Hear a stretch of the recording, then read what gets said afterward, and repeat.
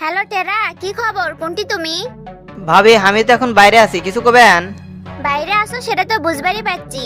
রাত পার হয়ে ভোর হয়ে গেল, তোমারও কোনো খবর নাই, তোমার ওস্তাদেরও কোনো খবর নাই। কি হচ্ছে সেটা কও, কি লুকাচ্ছ আমার কাছ থেকে? না ভাবি লুকাচ্ছি না, কি লুকামো? আর আপনার কাছে লুকানোর কি আছে? ওস্তাদ তো এখনো ডিসি সাহেবের রুম থেকে বাড়াই নাই, তাই দেরি হচ্ছে। আপনি কোনো চিন্তা করেন না, আমরা আধা ঘন্টার মধ্যে বাড়িতে চলে আসতেছি।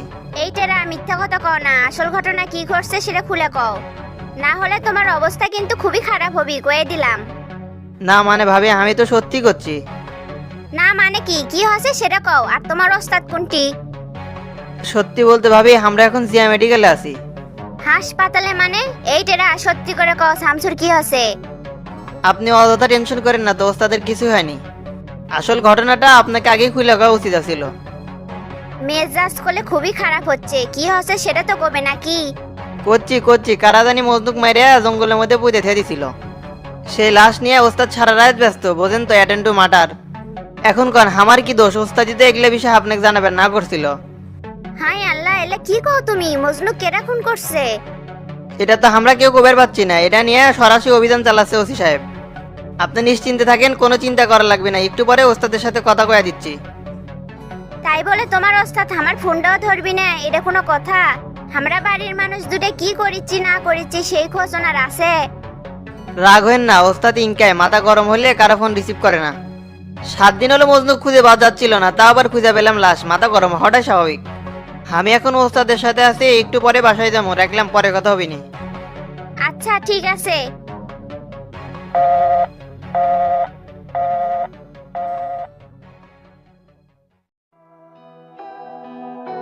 এ টেরা টেরা এবং আয় তো। ওস্তাদ কন। কার সাথে কথা কলো? ফোন দিছিল কেরা? ভাবি ফোন দিছিল, সারা রাত বলে একবারও ফোন রিসিভ করেনি, ভাবি তো খুব টেনশনে আছে। ধরে বা কি করতাম আর কি বলতাম, তোর সাথে তো কথা হচ্ছেই তার।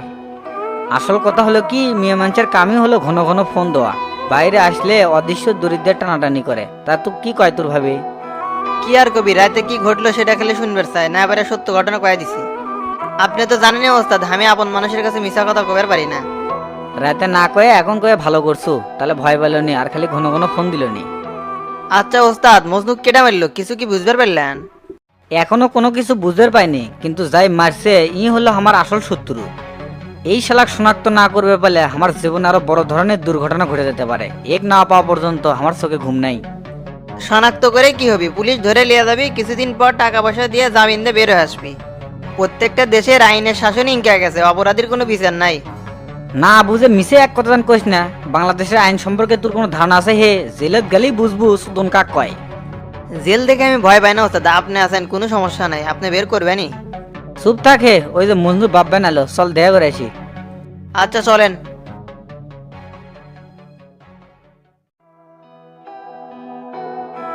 মা, ও মা, কোনটি গেলে? মুখে আসো তো।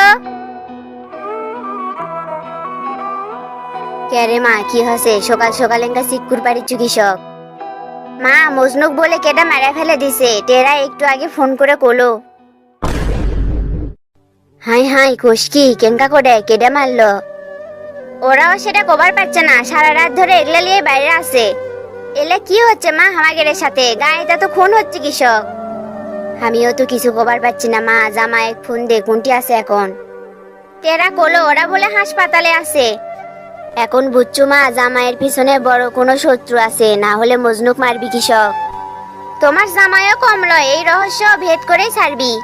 ও মা, হাসপাতালের দিকে যাবো নাকি?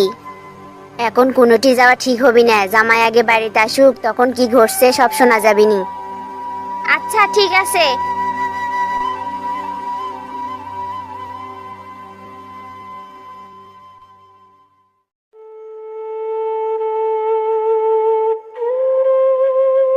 বাবা শামসু, এলে আমার কি সর্বনাশ হয়ে গেল।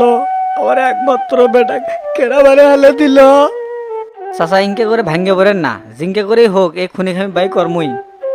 বেটা হারানোর যন্ত্রণা আমি কেঙ্কা করে সই বাবা। অন্তর সত্তা বউ ডাকলিয়ে এখন আমি কি করবো? আমি যে একবারে নিঃস্ব হয়ে গেলাম বাবা। কি করবেন চাচা, কপালের লেখন এটা তো ঘটবেই। এই সময় আপনার না শক্ত হওয়া লাগবে। জন্ম মৃত্যু এলে তো আল্লাহর হাতে, কার কখন মৃত্যু হবে কেউ কোয়ার পাবি না। আপনি লাশটা নিয়ে বাড়ির যান, দাফন কাফনের ব্যবস্থা আমি করতেছি। যারা মজনুক মারছে তাদের শক্ত বিচার হবি, এই দায়িত্বটা আমি নিলাম, আপনি কোনো চিন্তা করেন না। ওস্তাদ অ্যাম্বুলেন্স করে লাশ নিয়ে যাওয়ার ব্যবস্থা তো করছি। খুবই ভালো করছো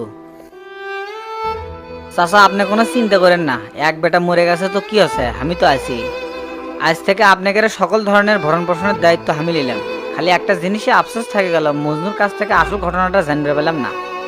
বাবা, আমার বেটা তোমার সাথে যে অপরাধ করছে সেটা তুমি ক্ষমা করে দিও। আমার মনে হয় নিশ্চয় ওই কারো প্রলোভনত পরে এই ভুল কামটা করছে। এরা যে এই কামটা করে নিল তাও জানবে পেলাম না। মৃত মানুষের ওপর রাগ করে থাকতে হয় না, মজনুর উপর আমার কোনো রাগ নাই। চাচা অল্পিনা ধৈর্য ধরেন, সবই জানবে পাবো, খালি সময়ের অপেক্ষাই আর কি। তুমি জানি এই কামের দায়িত্ব লেছো, তাহলে অবশ্যই কেরায়ের পেছনে কলকাটি লারিচ্ছে বাইর হবি। বললাম না এর শক্ত বিচার আমি কর্ম। এটা আর দেরি না করে লাশটা লিয়ে চলে যান। এমনি লাশে পছন্দ হচ্ছে, লাশটা লিয়ে বেশি অপেক্ষা করা ঠিক হবে না। যত তাড়াতাড়ি সম্ভব দাফনের ব্যবস্থা করা লাগবে, আপনি তাড়াতাড়ি চলে যান। আচ্ছা বাবা, তাহলে আমি ওই লাশের সাথেই চলে গেলাম।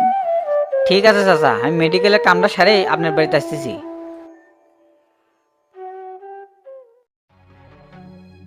তোতা ভাই একটা দুঃসংবাদ আছে।